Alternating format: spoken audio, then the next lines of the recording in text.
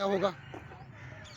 ये देखिए जी, ये देखिए ये परिंदे किस तरह से यहाँ पर सैर अपने आते हैं, तफरी करते हैं, और यहाँ इनको कोई तंग नहीं करता, कोई परेशान नहीं करता, कोई उड़ाने की कोशिश नहीं करता।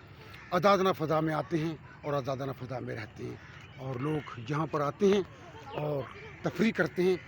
अभी मैं एक और चीज़ आपको दिखाता हूँ। ये देखिए, ये बाद में यहाँ पर सबील भी बनाई गई, जो कि लोगों के पानी पीने के लिए मौजूद थी।